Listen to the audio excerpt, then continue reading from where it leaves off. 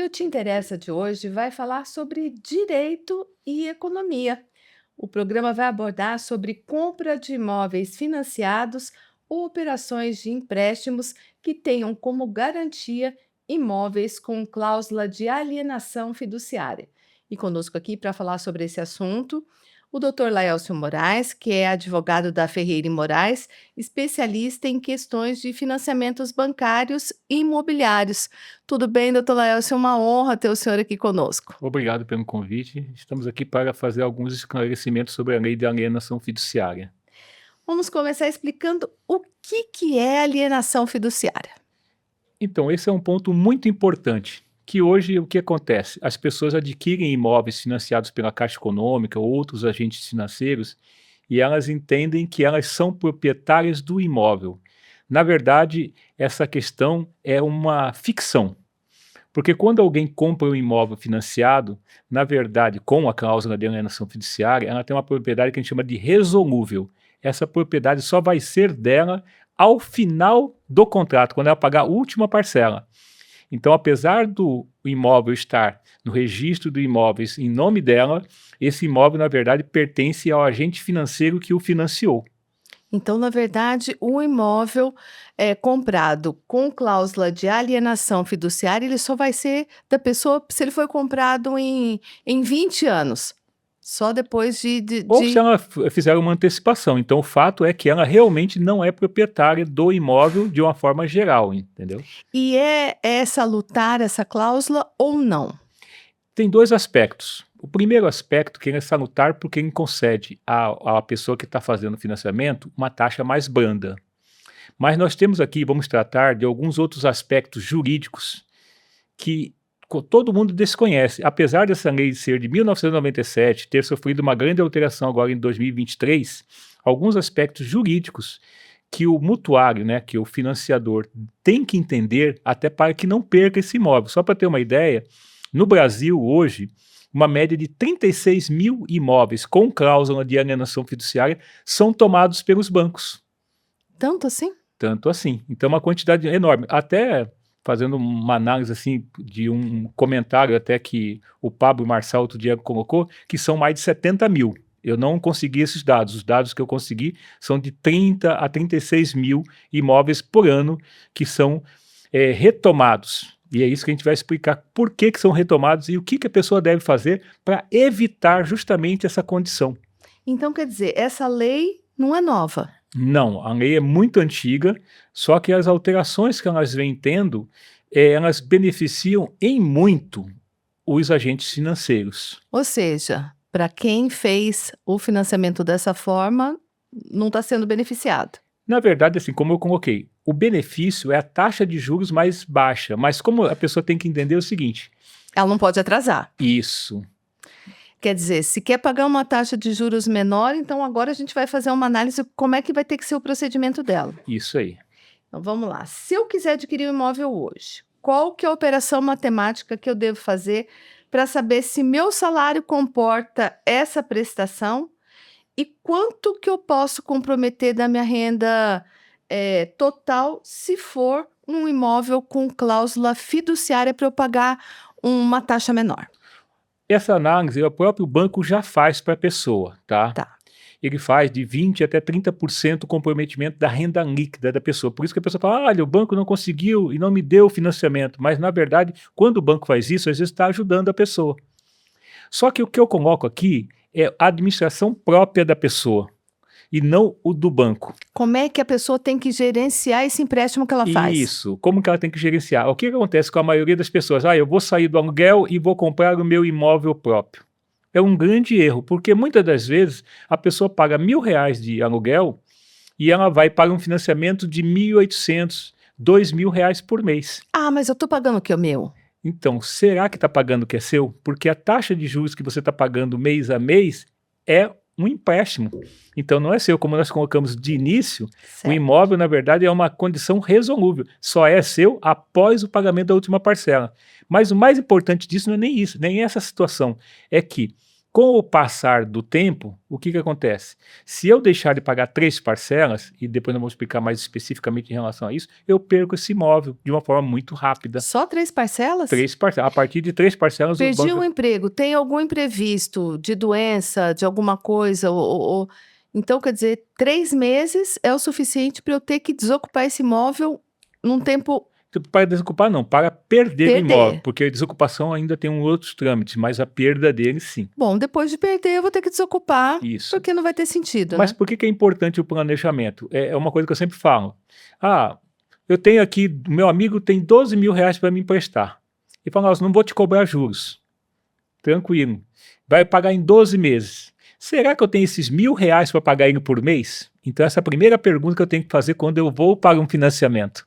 Eu tenho que ter 1.000 sobrando, Mil nesse sobra. caso. Já tenho que ter ele todo mês encartado. Se eu falo que vou comprar um imóvel e vou pagar R$ 1.000 por mês, eu tenho que ter pelo menos R$ 3.000 numa poupança, porque eu fui juntando ao longo do tempo esses R$ 1.000. É que a maioria das pessoas acha que, eu financiei o imóvel, eu não tenho esse dinheiro, mas a partir do momento que eu for para casa nova, eu vou pagar esses valores. E não é só em financiamento de imóvel para fins de compra de... Tem muitas pessoas que fazem operações de empréstimo, né, para salvar a empresa e colocam o imóvel como garantia, que é o Home Equity. Só que o que acontece? Essas empresas, elas têm que fazer uma coisa que eu chamo de fazer a própria carência. O que acontece? Eu preciso de 200 mil de empréstimo, pego 250 e 50 eu antecipo pelo menos 8 meses, 10 meses desse empréstimo. Eu crio a minha carência, porque nada é tão mágico. O dinheiro não vai brotar de uma hora para outra, o dinheiro não vai sair. Por isso que é muito importante, ao fazer qualquer tipo de financiamento, seja financiamento próprio ou fazer uma garantia com o imóvel, que eu faça a minha programação financeira pelo menos para 5 anos. Então quer dizer que quando uma pessoa ela compra um imóvel com alienação fiduciária, com financiamentos, ou da Caixa Econômica Federal ou de outros bancos, ela não é proprietária do imóvel de forma plena, Não é proprietário. só depois dela quitar esse imóvel. Isso. Tá, mas e como é que são, as regras? Ela poderia ocorrer uma penhora em cima desse imóvel? Não, esse imóvel é uma coisa muito interessante, porque esse imóvel ele não pode ser objeto de penhora, de garantia em qualquer outro agente financeiro ou em dívidas da pessoa. Porque, como eu disse, o banco é o proprietário, Ele está retido. está retido para o banco. Então, o banco, na verdade, apesar de aparecer em nome do comprador, o banco é que é proprietário. Por isso que ela tem essa característica sui generis, de que efetivamente o bem está em nome da pessoa que adquiriu, mas ela não pode fazer nada com esse bem. Essa penhora, ela não pode ocorrer em circunstância nenhuma. Hoje em dia tem algumas questões assim que ainda estão sendo pautadas no STJ com relação à taxa condominial. Por quê? Porque quando você tem um imóvel que é só seu e você deve a taxa condominial, não existe nem nome de bem de família. Então, alguns condomínios têm executado e o STJ, em alguns casos esparsos, tem dado ganho para levar esse bem a leilão, pagar a dívida com o agente financeiro e o que sobrar ficar para o condomínio. Então vamos lá, eu tenho um imóvel de R$ 1.000.000. A minha dívida com um condomínio, por exemplo, é de 800 mil. Então, paga-se os 800 mil pro Não, condomínio, paga-se primeiro o agente o financeiro. agente financeiro. O que tá devendo, o agente financeiro está devendo 500 mil. Paga-se 500 mil para o agente financeiro. Tá, do sobrou que, 500 mil. Aí os 500 mil vão para o condomínio e a pessoa não vai receber nada. Tá? Então, isso, as pessoas não pensam nisso, né? Não, o grande problema é justamente esse. Esse é que é o nosso recado. O que acontece hoje? Como eu falei, são 36 mil pessoas perdendo esses imóveis por ano. É uma média de 30... Por desinformação. Uma média de 3 mil, né, por mês. Então é muita coisa de gente perdendo esses imóveis. Mas o que é mais difícil? Porque fala assim, mas eu paguei tanto. Então a operação inteligente da questão do financiamento, porque é muito bom ter a casa própria, mas é só você o quê? Se programar com relação a este imóvel. Por quê? Porque efetivamente, como nós vamos explicar daqui a pouquinho, o procedimento de tomada deste imóvel para o banco é muito rápido. que chama-se consolidação da propriedade. Então, o banco, ao tomar o imóvel da pessoa, ele vai transferir esse imóvel para o nome dele de forma simplesmente administrativa. É porque como foi ele que financiou, já está tudo ali, né? Ah, não, é que o procedimento da Lei 9.514, nesse sentido, ela especifica duas coisas bem simples que as pessoas desconhecem. Porque todo mundo fica esperando, ó, eu deixei de pagar 3, 4, 5 parcelas, o banco só me notificou. Então, esta notificação é o momento em que o banco pode consolidar a propriedade. Quando você atrasa 3, 6 parcelas, o que acontece? O banco somente te notifica, e se você não pagar esse valor do saldo devedor em 15 dias, 15 dias. o banco vai já transferir essa propriedade para ele. Não interessa o que eu paguei. Não, o banco vai transferir essa propriedade e depois vai levar esse imóvel a leilão. E tem algumas nuances e algumas especificações no leilão que a pessoa vai ver que é prejudicial para ela. Por isso que a gente fala sempre, não consegue mais pagar, não consegue mais fazer, pegue dinheiro emprestado com algum amigo, pague para manter esse imóvel por 3, 4, 5 meses com a pessoa, mas já coloque em venda. Dê um desconto de 10, 20% até para vender esse imóvel e recupere algo. Porque se o banco consolidar a propriedade, praticamente o mutuário vai perder todo o dinheiro, inclusive a entrada que ele deu. Como é que são as regras da alienação fiduciária e o que a pessoa vai financiar um imóvel com essa cláusula deve verificar no contrato? Tem alguma observação importante Muito em importante. relação ao valor que o banco fixa para o bem no contrato de financiamento? Essa é uma questão muito importante. Nós colocamos aqui aquele imóvel de R$1 milhão que seria retomado pelo banco. O banco, ao fazer o financiamento, ele vai lançar o valor que esse bem tem para fins de leilão. E o que acontece? Às vezes, um imóvel vale R$1,5 milhão, o banco coloca assim, para fins de leilão, esse imóvel vale apenas R$1 milhão.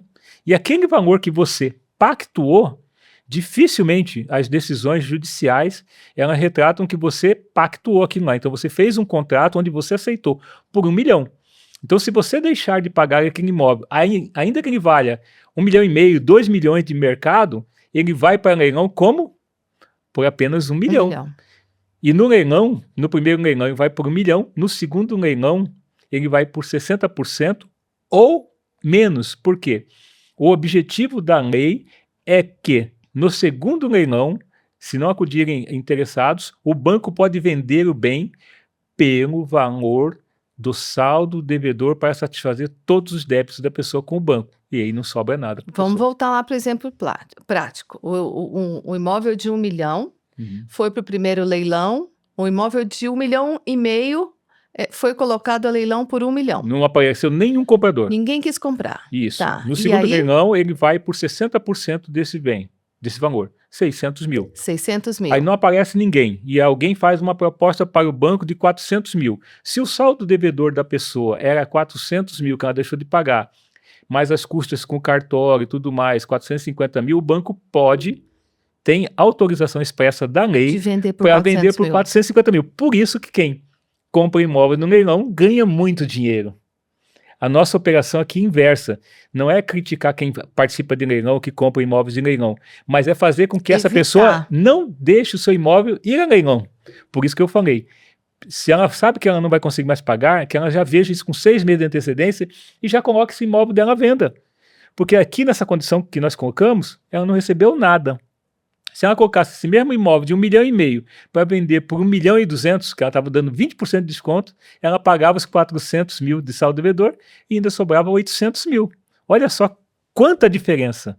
Vamos colocar aí em 200% do saldo devedor que ela poderia sobrar para ela. Então é muito dinheiro que essas 36 mil pessoas perdem por não saberem administrar um imóvel com alienação fiduciária. Na verdade, são os detalhes das cláusulas, né, doutor? Na verdade, não é que as cláusulas não são abusivas, tá?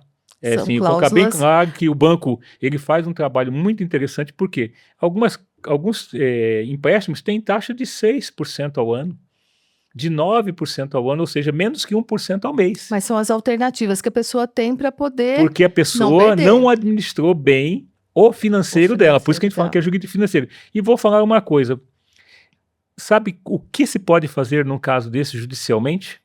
O que, doutor? Praticamente nada. A não ser que a pessoa não tenha sido intimada corretamente.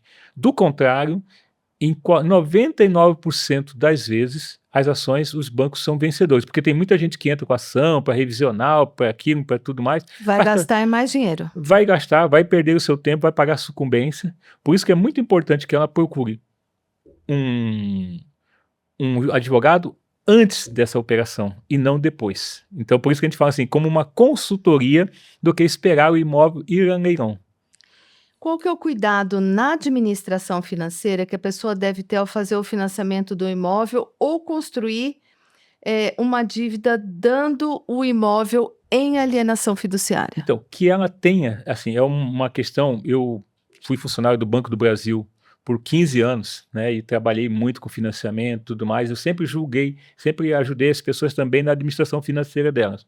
O que eu sempre coloquei para as pessoas é que elas mantenham pelo menos 3 parcelas antecipadas. Ela mantém e todo mês paga normalmente. No mínimo No 3 mínimo, no mínimo parcelas. 3 parcelas. Quem puder fazer mais, porque às vezes a pessoa assim, olha, eu estou comprando um imóvel de 100 mil reais e vou financiar só 60 mil.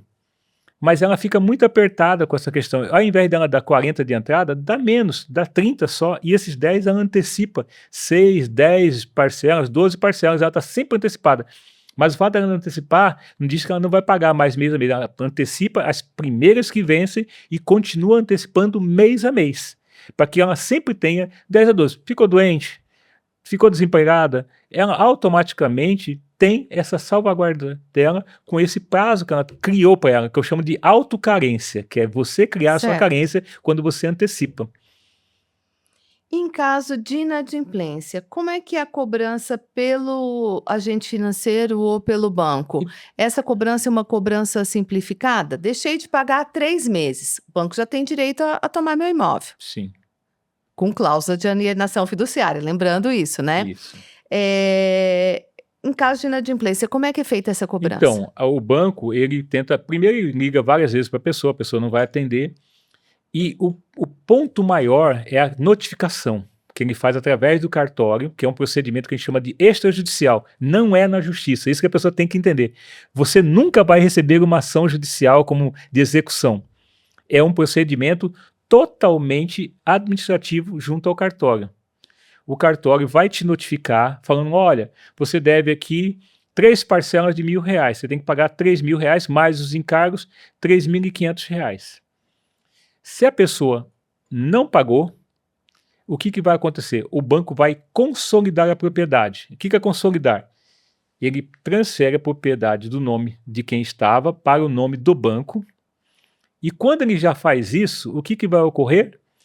Vai acrescer o ITBI, porque aí o banco paga o ITBI, vai acrescentar as taxas do cartório. Quem quer 3 mil vai virar quase que R$ 20.000 para a pessoa pagar esse saldo devedor. Ela tem até uma segunda chance, tá? Além do que ela deve, ela ainda tem que pagar esse investimento que o banco fez. Sim, se ela quiser quitar isso aí, ela tem como quitar isso até o segundo leilão. Se não tiver ninguém interessado, antes do segundo leilão, ela pode chegar e pagar todo esse valor. Mas pensa bem, além dela pagar esses 3 mil mais taxa cartorária, ela vai ter que pagar de novo a taxa cartorária para o imóvel voltar para o nome dela. Se ela não tinha o dinheiro para pagar os 3 meses que ela atrasou, Isso. ela vai ter que arrumar dinheiro para pagar isso, mais cartório, mais ITBI, mais. Mas às vezes compensa. Por quê? Se ela deixar ir para um leilão normal, o que ela pode ver? Se ela arrumou um comprador. Esse comprador pode pagar para ela tudo isso aí, ela retomar o imóvel dela pelo saldo devedor, que às vezes não é tão alto, e conseguir passar para alguém e sobrar algum dinheiro para ela. Essa que é a inteligência, que ela, se valendo de um advogado, ela pode verificar essa condição. Mas antes depois da consolidação, existe essa pequena chance. E muitas das vezes o banco não dá, tá? Aí pode judicializar, porque os bancos não cumprem, às vezes, essa segunda chance que a pessoa tem. O banco não tem obrigação de dar essa Não, ele chance. tem obrigação de dar. É que, às vezes, administrativamente, como o banco é muito grande, ele não tem sede em todos os lugares, aí o cara fala assim, olha, consolidou a propriedade, tá lá, meu saldo devedor é R$ 100.000, minha casa vale 1 milhão, mas com as taxas ficou 150 mil, mas eu arrumei alguém que fosse comprar esse meu imóvel para pagar os 150 e depois vai me pagar outra diferença. eu poderia fazer isso. Mas ninguém se vale disso, porque desconhece. O mutuário, que é a pessoa que emprega o dinheiro emprestado, ele desconhece que ele tem essa segunda oportunidade para fazer essa reaquisição do imóvel. Lógico, vai custar muito mais caro se ele tivesse feito aquela primeira situação que eu falei. Viu que já vai inadimplir? Coloque a venda. Mas agora, se ele não conseguiu e de repente ele vai conseguir de uma forma diferente, ele teria essa condição de fazer isso aí.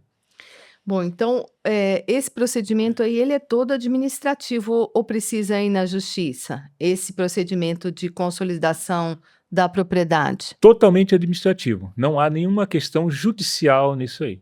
A única questão judicial que vai ter depois é quando a pessoa vai adentrar o imóvel se a pessoa não deixar o imóvel, que também é um prejuízo para ela.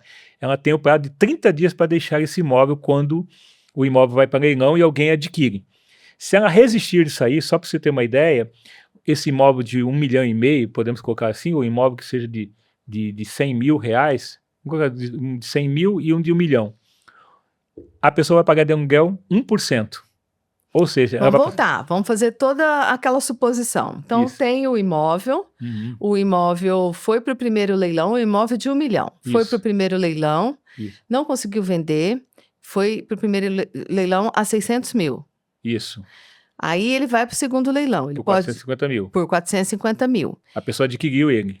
Aí a própria pessoa que tinha comprado ele primeiro adquiriu. Ou não, uma outra Não, uma pessoa. terceira pessoa. Uma terceira Uma pessoa. terceira pessoa que tinha interesse, porque o leilão hoje, várias pessoas vivem de leilão.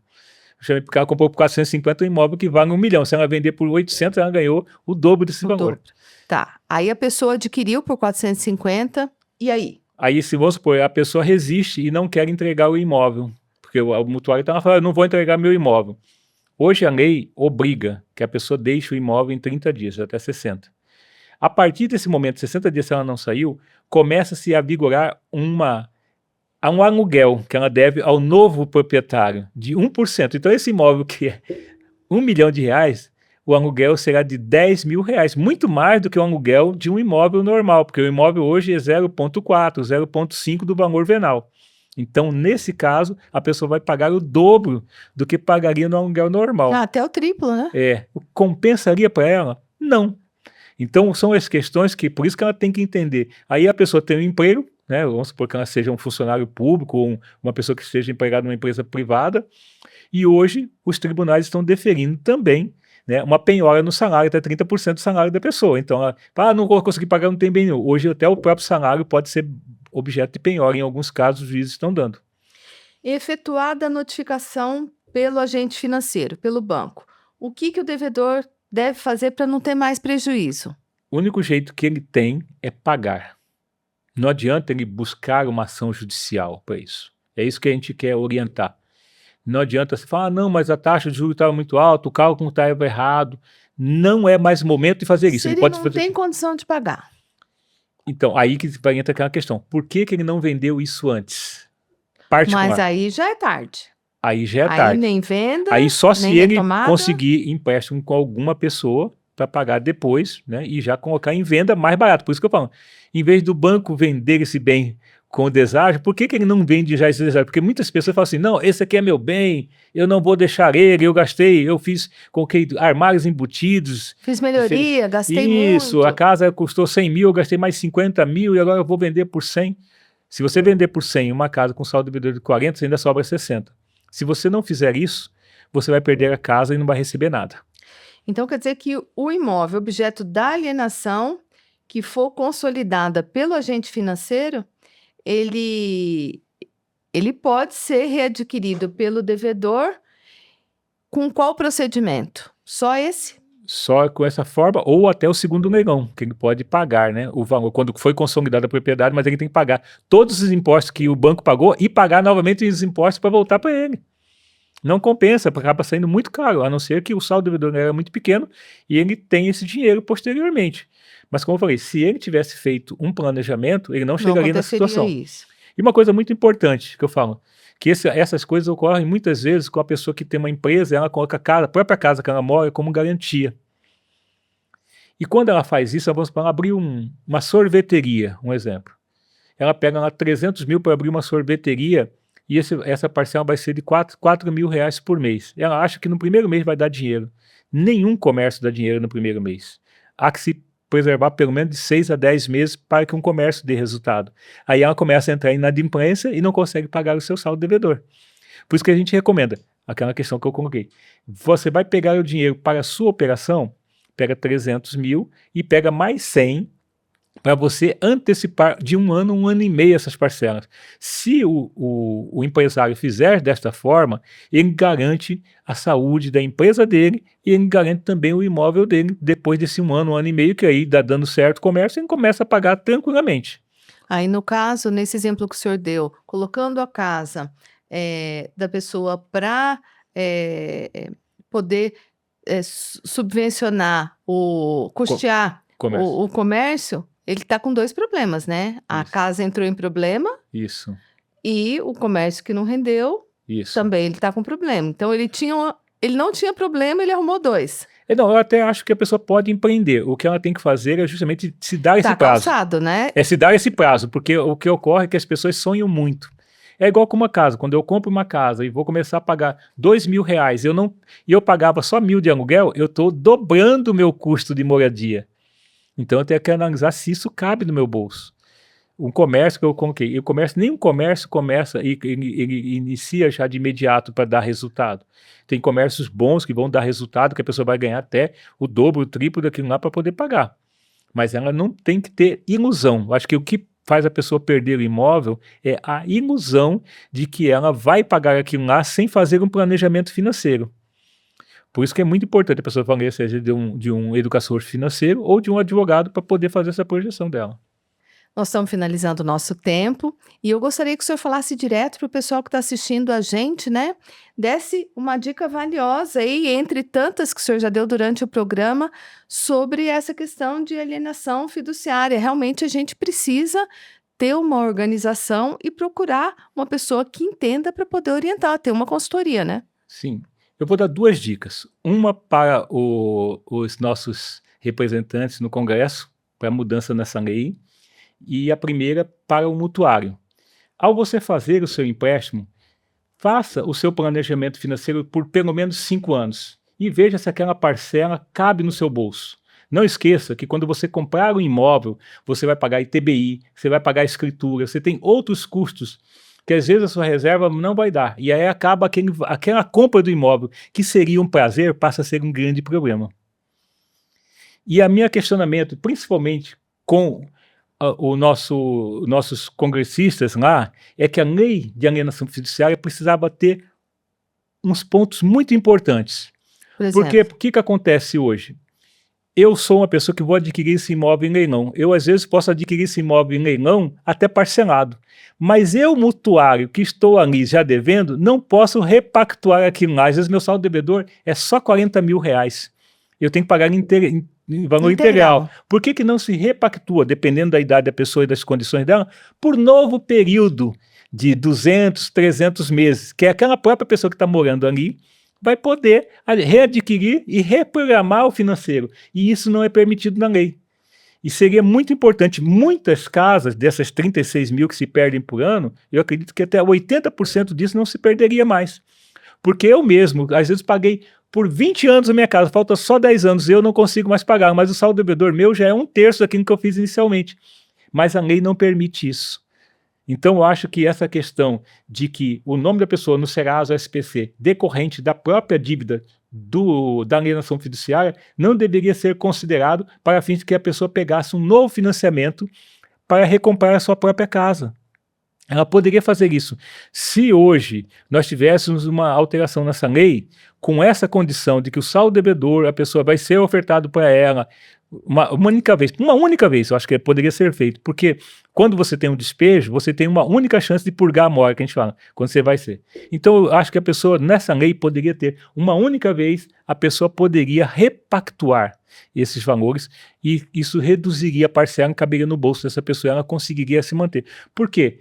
A gente tem que lembrar sempre, a casa é um lugar mais sagrado de uma família, né? Sim. Então, nós não estamos falando aqui de um bem, ela pode ser grande, pode ser pequena, pode ser simples, pode ter 10 quartos, 20 quartos, mas ali moram pessoas. E pessoas são seres humanos. A casa, ela é um bem maior. Ela não é só um bem financeiro, um bem que guarda ali. São histórias que se tem ali. Pessoas que estão ali há 20, 15, que crianças nasceram ali, que se tornaram adultos, se tornaram médicos. Então, nós temos que entender que existe uma função social muito maior da casa. E não podemos esquecer uma coisa, que os bancos também deveriam ter obrigação de explicar da forma como que eu estou colocando para cada pessoa que fosse financiar.